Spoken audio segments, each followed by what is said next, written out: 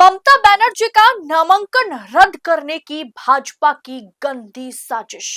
गद्दारों ने झूठे affidavit file किए। ममता बनर्जी का विस्फोटक खुलासा। बताऊंगी आगे आपको कि ममता बनर्जी ने क्या विस्फोटक खुलासा किया है, क्या आरोप भाजपा पर लगाया है। तो आखिर तक वीडियो में हमारे साथ बने रहे। नमस्कार, मैं हूं आपके साथ अदिति और आप 4 PM देख रहे हैं। दोस्तों, पश्चिम बंगाल चुनाव जो है बहुत नजदीक है। महज 10-11 दिन का वक्त बचा हुआ है और इस बार बंगाल चुनाव के रण में मुख्यमंत्री ममता बनर्जी ने अब ऐसा एक आरोप लगाया, इस तरीके से भाजपा को फंसाया, भाजपा की बड़ी साजिश का पर्दाफाश किया कि भारतीय जनता पार्टी किस प्रकार से चुनाव जीतने की कोशिश में लगी हुई है बंगाल में। ये देखना समझना दिलचस्प है।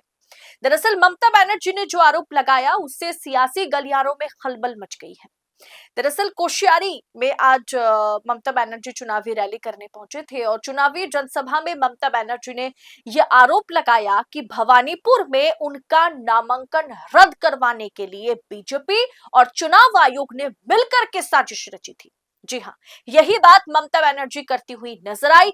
जरा सुनिए ममता बनर्जी, वो 2 लाइन सुना देते हैं। কালকে আমার ভোট কেন্দ্রে জেনে রাখুন, আমার নমিনেশন নিয়ে আমার নমিনেশন কাটবার জন্য ওই গদ্দাররা আমার নামে দুটো মিথ্যে অ্যাফিডেভিট করে আমার নমিনেশন ক্যান্সেল করার চেষ্টা করেছিল। পারেনি লাস্ট অবধি, কিন্তু মনে রাখবেন করেছিল, অনেক অসম্মান করেছিল যাতে আমি না দাঁড়াতে পারি। তাহলে বুঝতে পারছেন আমার উপর যদি এই অত্যাচার হয় তাহলে আপনাদের উপর কত অত্যাচার করতে পারে ওরা। दोस्तों, इस जनसभा को संबोधित करते हुए तृणमूल सुप्रीमो ममता बनर्जी, मुख्यमंत्री ममता बनर्जी सीधा हमला चुनाव आयोग और बीजेपी पर करती हुई नजर आई। उन्होंने यह आरोप लगाया कि भवानीपुर विधानसभा क्षेत्र से उनके नामांकन को खारिज करने के लिए गद्दारों ने उनके खिलाफ 2 झूठे शपथ पत्र, 2 झूठे एफिडेविट दाखिल किए थे। ममता बनर्जी ने कहा, ये चाहते थे कि मैं चुनाव ही ना लड़ पाऊं, मुझे बहुत अपमानित भी किया गया, लेकिन उनकी तमाम कोशिशों के बावजूद वे मेरे नामांकन रद्द नहीं कर पाए। ममता बनर्जी बीजेपी पर तंज कसते हुए कहा है कि उनकी लड़ाई सिर्फ एक राजनीतिक दल, एक भाजपा इससे नहीं है, बल्कि भाजपा तो भाजपा है, उसमें वैनिश मशीन भाजपा है, वो वैनिश मशीन के साथ है, वैनिश कुमार के साथ है। उन्होंने जनता से कहा और उन्होंने जनता से यह भी कहा कि आपको सोचने की जरूरत है कि अगर किसी प्रदेश के मुख्यमंत्री के साथ इस तरीके का अत्याचार हो सकता है तो आप समझ सकते हैं कि आपके साथ ये लोग क्या कर सकते हैं। दरअसल वोटर लिस्ट से लाखों वोटरों के नाम काटे जाने के बाद SIR के मुद्दे पर ममता बनर्जी सिर्फ नहीं, पूरी की पूरी तृणमूल पार्टी और आम पब्लिक पश्चिम बंगाल में जिनके नाम काटे गए वो भयंकर विरोध जताते हुए, गुस्सा जाहिर करते हुए नजर आ रहे हैं।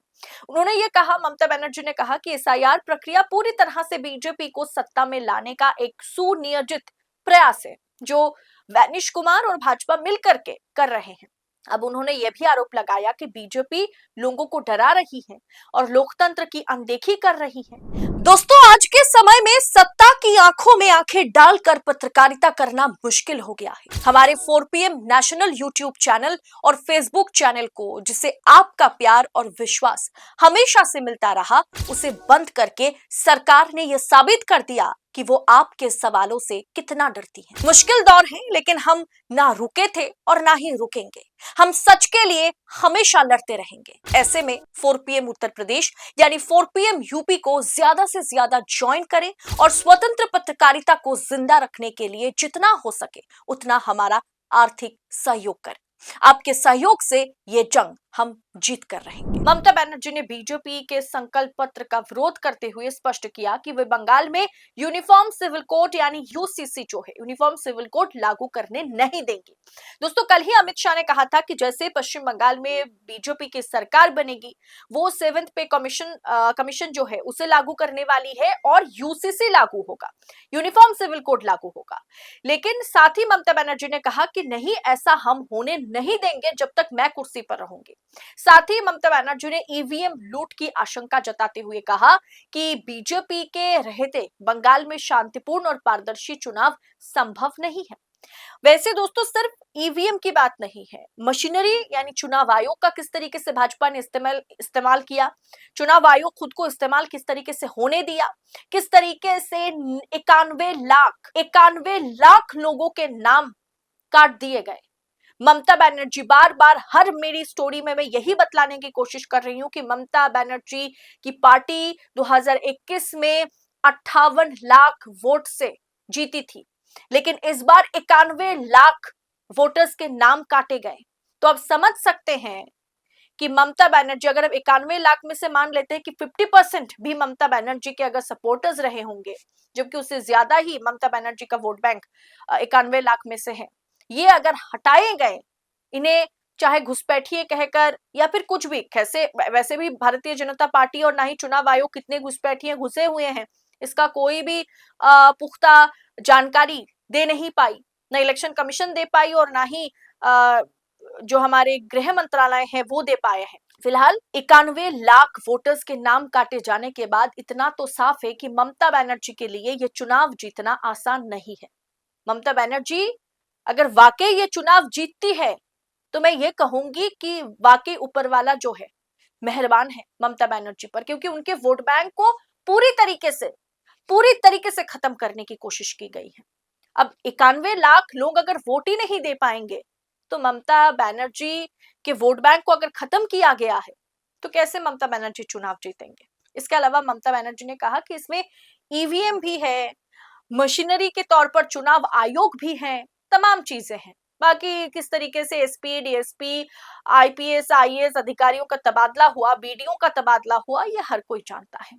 ममता बनर्जी ने एक और गंभीर आरोप लगाते हुए कहा कि बीजेपी सरकार और सुरक्षा बलों की गाड़ियों का इस्तेमाल जो है वो बंगाल में पैसा लाने के लिए हो रहा है। जी हाँ, उन्होंने जनता से अपील की है कि वोट वाले दिन अगर कोई भी बाहरी व्यक्ति दिखे तो तुरंत शिकायत करें, ताकि बाहर वाले आकर के पश्चिम बंगाल में वोट ना कर सके, क्योंकि पश्चिम बंगाल में रहने वालों का तो नाम काट दिया गया।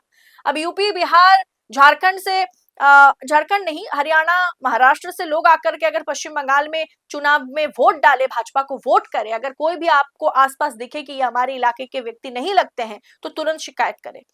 ये लोग बंगाल में हत्या की लाइन लगा रहे हैं, लेकिन बीजेपी को उन्होंने कहा कि बेटपरी करने के लिए मैं किसी भी हद तक जाऊंगी। नामांकन रद्द करने की साजिश से लेकर के केंद्रीय बलों के दुरुपयोग और उनका इस्तेमाल पैसा लाने के लिए, पश्चिम बंगाल में भाजपा का पैसा घुसाने की जो कोशिश है, उसके लिए केंद्रीय बलों की गाड़ियों का जिस तरीके से इस्तेमाल किया जा रहा है, जो ममता बनर्जी आरोप लगा रही है, इन आरोपों ने चुनाव आयोग को फिर से कटघरे में खड़ा कर दिया है। क्या बीजेपी इन आरोपों का जवाब दे पाएगी? क्या चुनाव आयोग फिर से ममता बनर्जी और उनकी पार्टी को सोशल मीडिया पर ट्वीट करके या फेसबुक पर पोस्ट करके क्या ओपन थ्रेट चुनाव आयोग देने वाला है? इस बार का चुनाव ममता बनर्जी के लिए मैं वही कह रही हूं, आसान नहीं है। जमीन पर भले ही टीएमसी की पकड़ कितनी अच्छी क्यों ना हो, कई और तरीके से ममता बनर्जी को घेरने की पूरी कोशिश हो चुकी है। क्या इस चक्रव्यूह में अभिमन्यु की तरह ममता बनर्जी फंस जाएंगी?